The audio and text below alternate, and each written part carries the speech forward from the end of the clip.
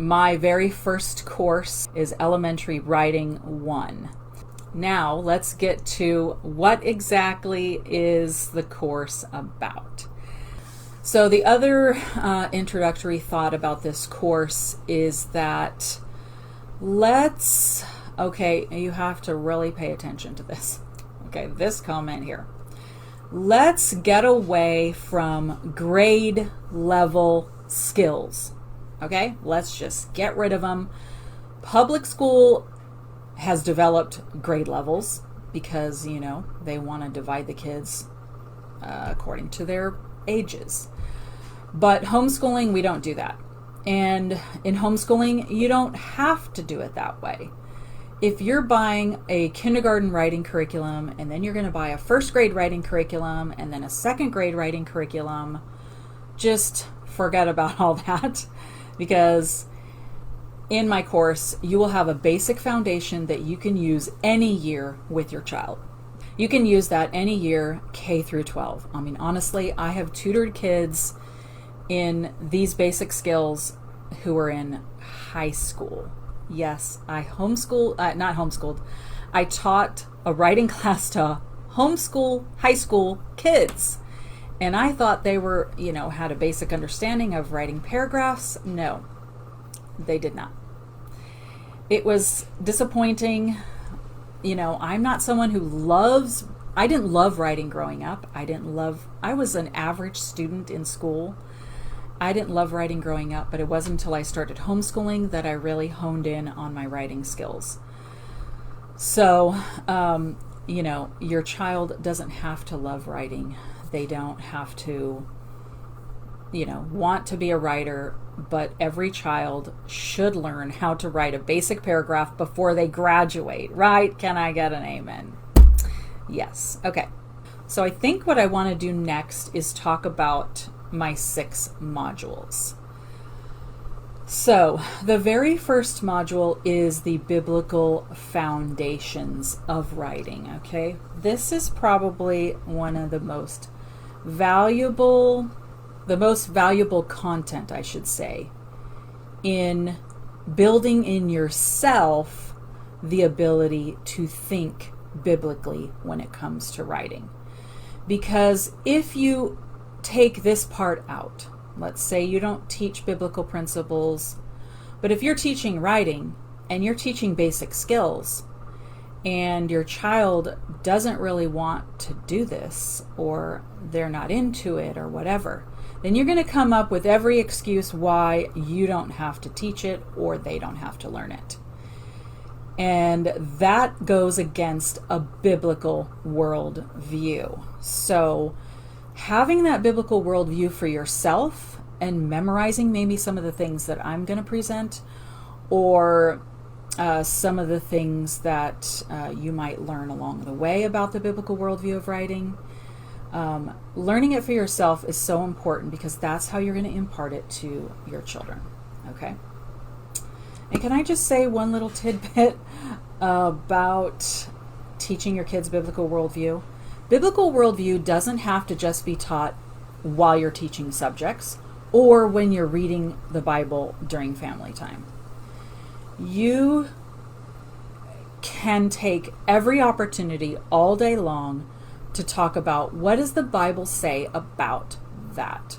So one time we were having salmon for dinner, sitting at the table, and one of us, it wasn't me, I think one of the kids or my husband was like, oh, be careful, there's a bone, and salmon, if you know salmon, it has very tiny bones, and they were like, oh, okay.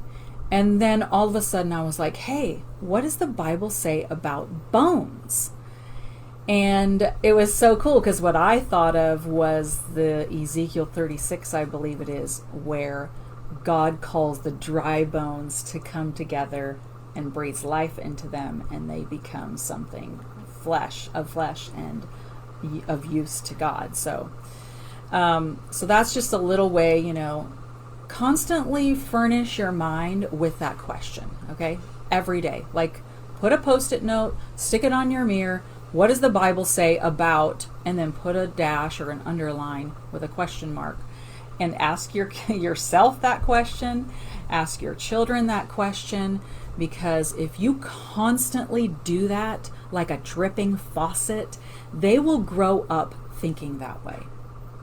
They will automatically, even if they possibly, I don't even know how this is possible, but if they reject the Bible when they grow up, God forbid, that question is going to ring in their head, okay? Because every one of us, has a void in our hearts for the truth of God. So module 1 is about the biblical foundations of writing. Now, you'll have to take my course to see how I develop the biblical worldview or the biblical principles of writing.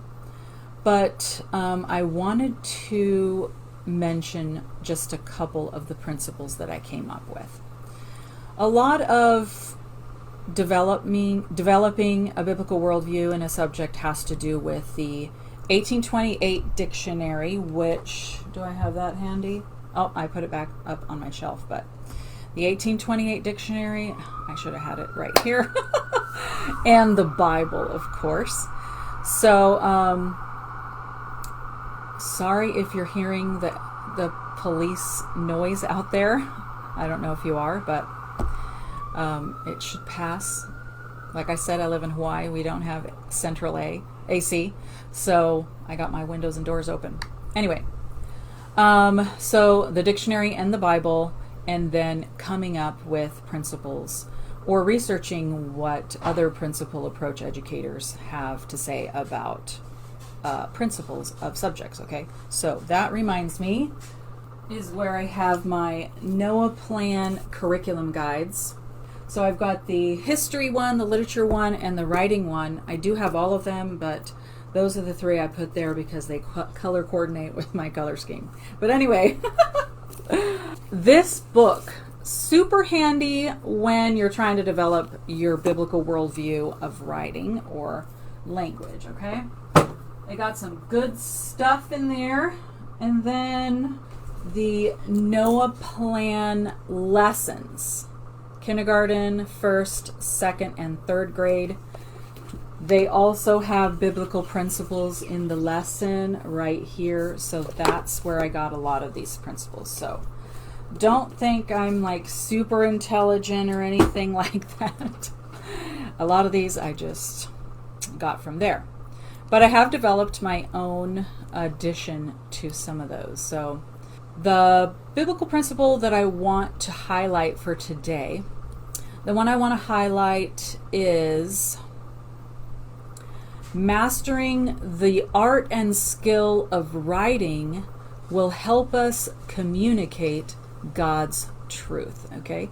If you're a Christian and you're an evangelical Christian, then you have that mandate and calling to go out into the world and preach the gospel and teach others and disciple them. So we're basically to communicate God's truth to the world as evangelicals. And you can't do that unless you are able to organize your thoughts, put them down in writing, because writing makes you exact. You could speak and that'll make you, sound good.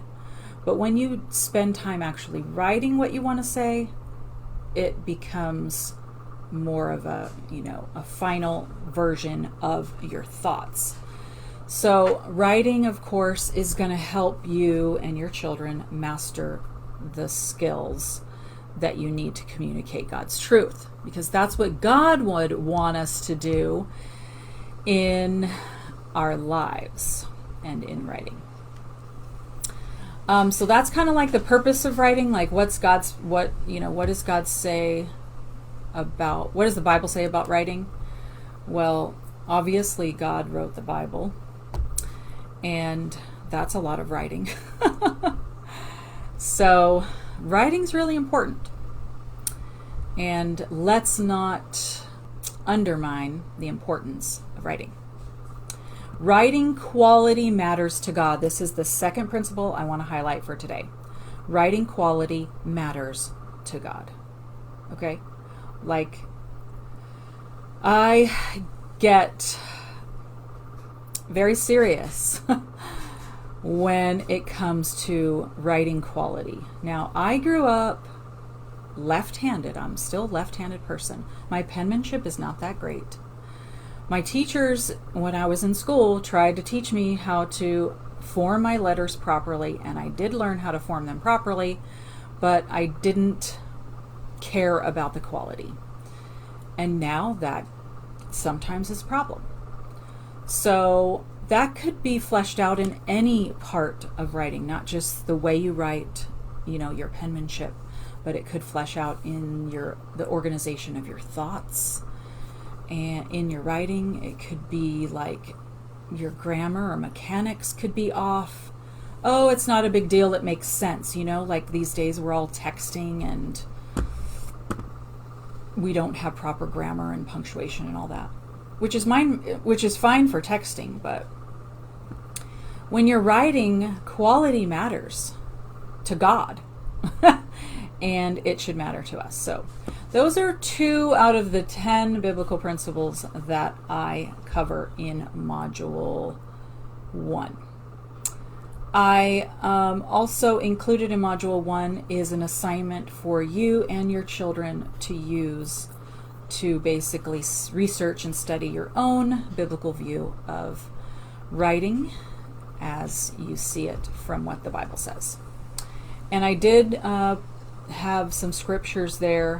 One of them was Proverbs 22, verses 20 and 21. I have other verses to back up what my principles are, but that one is, have I not written to you excellent things of counsels and knowledge, that I may make you know the certainty of the words of truth? Like, mind-blowing. Like, I'm just slain in my spirit reading that, because have I not written to you excellent things?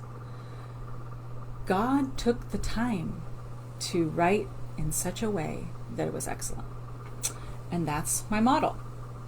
So there's an assignment in the course that I actually have one PDF when you get the course.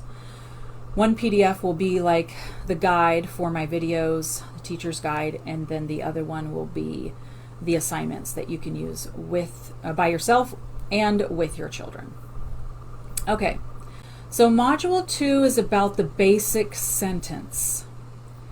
Now this brings another idea that I think is lacking in today's writing teaching, because I'm involved in a lot of homeschool families' lives still, even though I don't homeschool anymore. And I see the writing of these kids, and it's sad that it's common. It's sad that it's common that children, school-age children, don't understand the basic sentence and aren't able to even see it if they don't have it down correctly.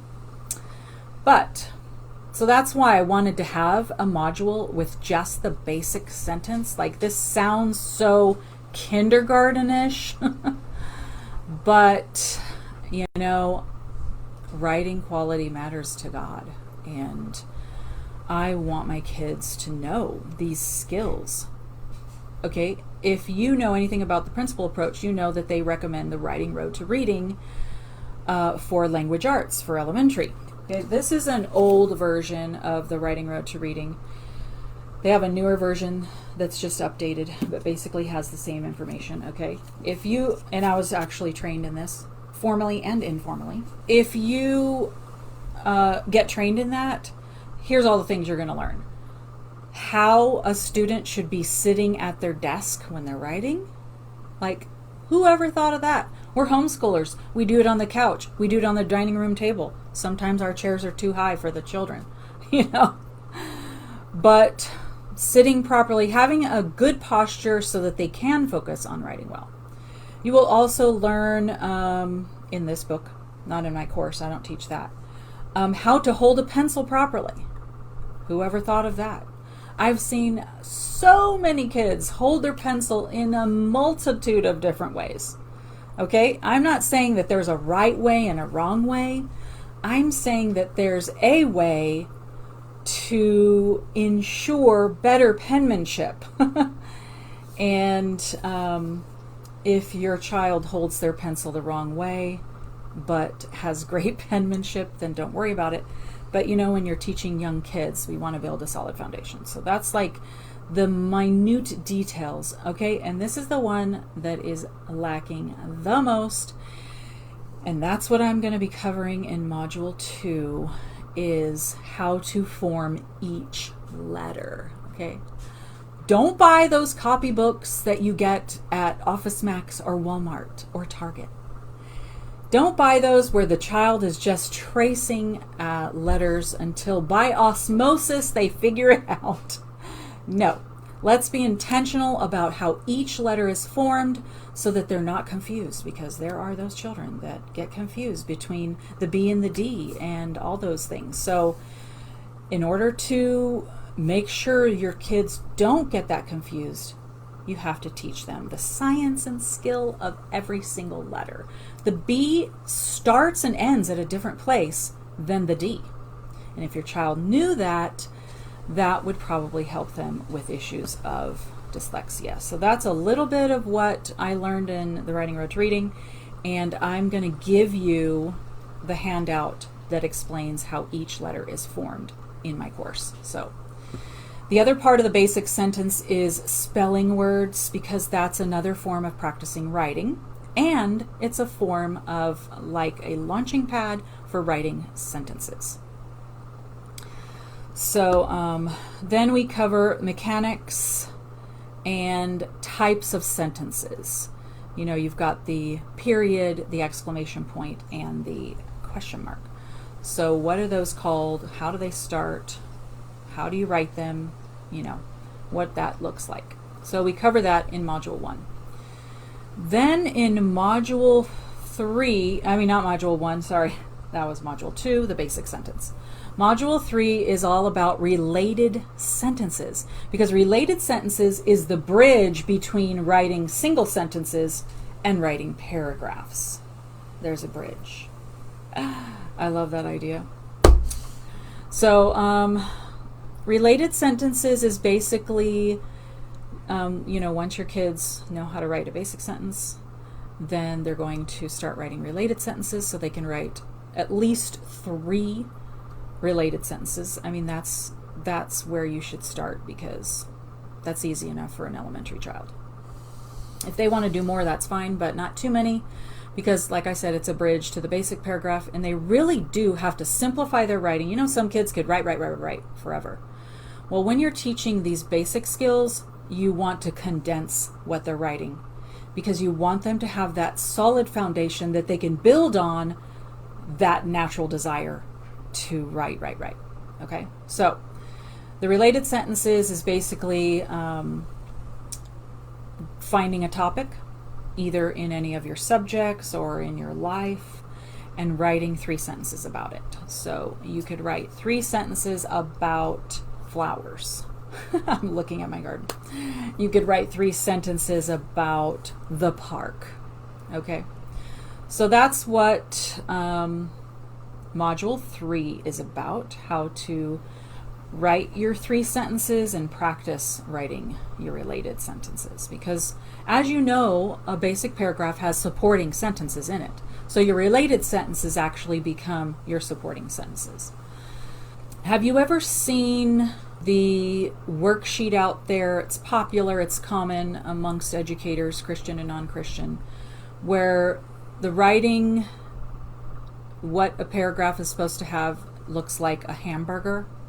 You've got the top bun, and the bottom bun is your topic sentence and concluding sentence, and then you have all your ingredients, which is like your supporting sentences, and they all go together like a hamburger.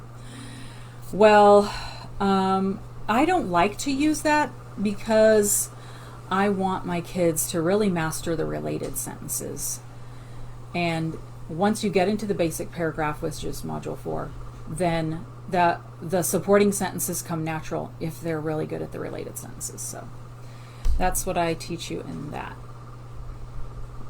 In the basic paragraph, I do teach you, I sort of review supporting sentences, and we talk about topic sentence and concluding sentence, okay? Now, I am so excited about this module because the way I teach students how to write topic and concluding sentences is the most fun and interesting and simplest way to teach this. Now, I've been homeschooling for many years. I've looked at and used multiple different types of writing curriculum. I even taught in public school for 6 years and used their curriculum. I'm telling you, there is nothing out there that makes writing topic and concluding sentences as interesting and fun and simple as I do. All right, just a little plug for my unique individuality. If that interests you, then you'll definitely want to buy the course, because that is such a cool way that I developed over the years that makes it really easy. I told you I didn't like writing, so when I started writing, I was like, can we just make this really simple so I can just get through it and understand it in a concise, easy, fast way? Well, that's what I try to do here. And then your kids can start to develop and embellish their topic and concluding sentences. But if they don't have that basic grounded foundation, then what they build might fall, If they're building their house on sand, the storms will come and it'll fall apart. It won't have a place to land. So you want to build your house upon a rock so that they can be free in their writing if they have that solid foundation. So that's Module 4. Now moving on to Module 5, the informative paragraph style. So yes, this whole module, in case you missed that, is about informative paragraphs. And Module 5 is all about style. So up until this point, you're just teaching your child how to write a basic, plain and simple, no style, not very stylized, but a basic paragraph. So this module is how to stylize your paragraph. And this is like an advanced level skill. So your kindergartner, first grade, second grader probably isn't going to be doing this, although you could introduce it in tiny bits and pieces. But so I have 3 parts to this module. Transition words is the first part. So I teach you what the transition words are, how to use them, and what they do. Then the second part is descriptive words, what they are, how to use them, and what they do. And then the last part is figurative language. Now this is probably the most difficult. I taught 5th grade in the public school for 4 years, and I think maybe only a couple of my students were able to do this. But if you're starting from the beginning and you're building up to this point, by the time they're 5th, 6th grade, hopefully they'll be the one that are figuring out how to incorporate figurative language in their paragraph. So I teach you what the figurative language types are. There's many types actually, but I give you just 4 that I think are good for elementary. They're appropriate and easier to incorporate than some of the other figurative language types. So I give you 4 of them. I give you examples, what they are. That's it for Module 5, the paragraph style. So you will learn how to incorporate those. And then Module 6 is all about the writing routines that build mastery. So basically I teach you all these skills: the penmanship, the basic sentence, the related sentences, the basic paragraph, and the style. But are you supposed to teach all that every week, every year, for 6 years? No. Module 6 is basically explaining to you the 3 levels of teaching all of this, okay? So it's important that you understand all of it, and then as you actually practice it with teaching it to your kids, then you'll want to follow what's in Module 6, because I have the introductory level, like how do you introduce this to your students or your children, and then how often are you supposed to teach this? Which parts of all that I taught you are to be taught in the introductory level? Then there's the foundational level, and that's the part that involves, getting that basic paragraph down. And then there's the mastery level, where, kids are learning to develop their own style. So you can incorporate, kind of see this like, I did say they're levels, so like steps. But if you, I don't want to say don't move on to one level until you mastered the previous one. But I am saying that. That's because you can introduce level 3 or things in level 3 in level 1, but only in an introductory way. So, of course, level 1 is like kindergarten, first grade. You're going to be teaching the basic sentence and whatnot, penmanship. But when you're reading a book to your children, you can point out figurative language. You can point out descriptive words. You can point out the fact that this is what a paragraph looks like, and all those things.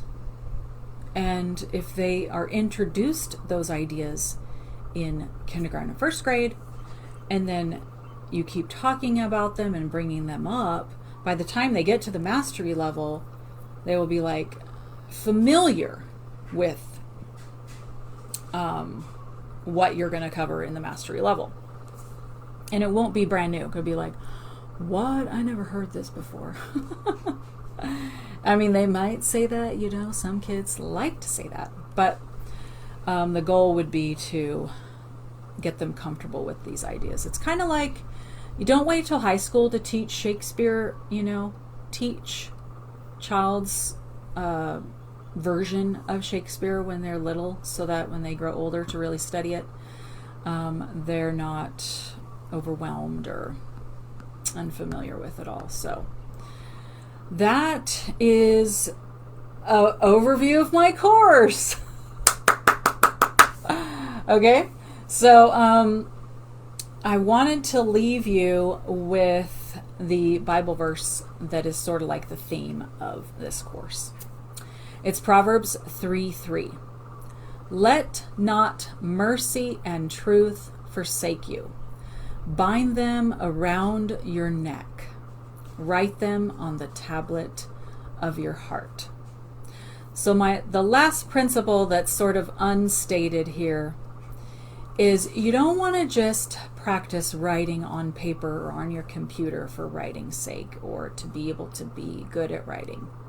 The ultimate point, the higher level, the eternal perspective on writing is that you have incorporated truth. Because the topics that you're going to be writing about hopefully have sprinkles of truth, right? You're not just going to talk about trees, but you might say God created a beautiful tree, or, God created trees to be beautiful. Okay? So if you're salting that in all throughout your writing lessons every year that you homeschool, then mercy and truth will not forsake your children. They will have this truth in their hearts. And that's really the most important part of this whole course, honestly, is that truth is written on the heart of your children, and you're able to model that for them because you have it in your heart, and you're able to pass that on and inspire your kids with that. So I'm going to say that's it. But thanks for watching, guys. I am praying for every single one of you that God would give you the strength, the time, and the wisdom, and the patience and perseverance to take on the biblical principles of education for your homeschool. So, God bless you guys. I will see you next time. Bye. If you like this video and want to see more content related to homeschooling from a Christian perspective, make sure you subscribe to this channel and ring the notification bell to stay informed of new videos when they come out. And if you're interested in my curriculum content, teaching resources, or training services, visit my website at theprincipledteacher.com.